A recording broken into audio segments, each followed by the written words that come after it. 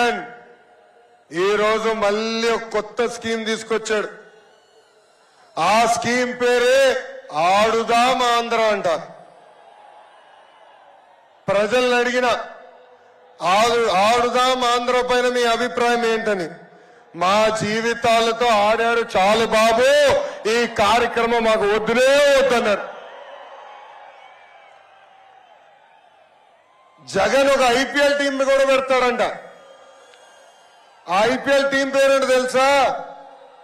కోడి కత్తి వారియర్స్. ఆ ఐపీఎల్ లో టీం మెంబర్స్ ఎవరో తెలుసా?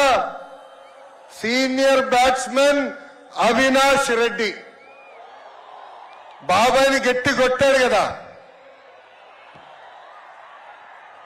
బెట్టింగ్ స్టార్ అనిల్ యాదవ్, అరగంట స్టార్ అంబట్టి, గంట star Avanthi, allrounder Gorantla Madhav, reel star Bharat, బూతుల star Kodali Nani, pinch hitter Biyyapu Madhusudan Reddy. అబ్బో ఎంత అద్భుతమైన ఐపీఎల్ టీమో ఇది. ఈ యువగలం పాదయాత్ర నాకెన్నో పాఠాలు నేర్పించింది. నాయకుడు అనే వ్యక్తి ఎంత బాధ్యతతో ఉండాలో నేను తెలుసుకున్నా. ఒక నాయకుడు చేసిన తప్పుల వల్ల రాష్ట్ర ప్రజలు ఎంత ఇబ్బందులు పడుతున్నారో కల్లారా నేను చూశా. అడుగడుగున ఈ జగన్ చేస్తున్న విధ్వంసం కంపడింది.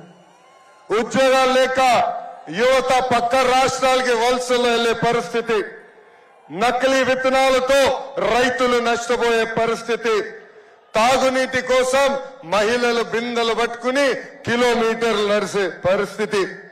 ఉమ్మడి చిత్తూరు జిల్లాలో మన చంద్రబాబు నాయుడు గారు తీసుకొచ్చిన ఎలక్ట్రానిక్స్ కంపెనీలు నేను చూశాను. అదే విధంగా పాపాల పెద్దిరెడ్డి అవినీతి సామ్రాజ్యం కూడా నేను చూశాను.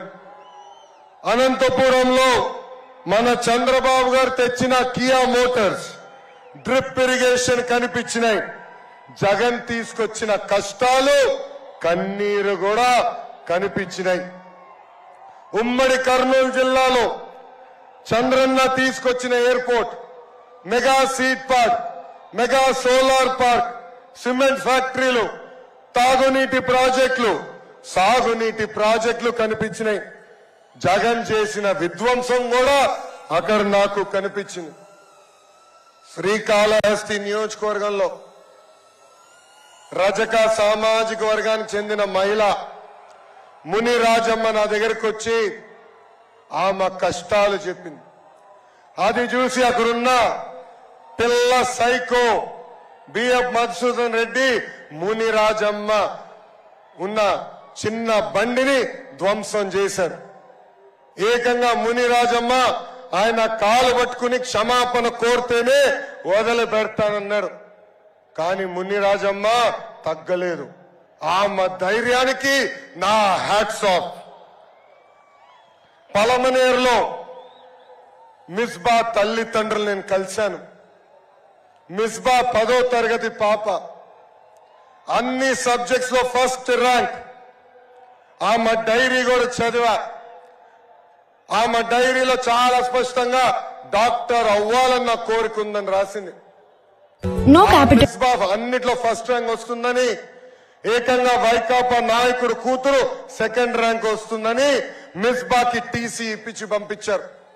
అది తట్టుకోలేక మిస్బా ఆత్మహత్య చేసుకుంటాం కూడా చాలా చాలా బాధకరం.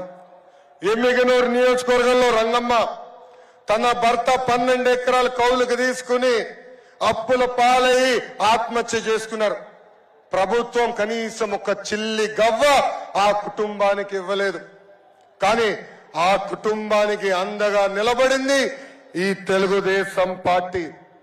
మంత్రాలయంలో వలసలుగా కార్మికులు వెళ్తాం చూసా.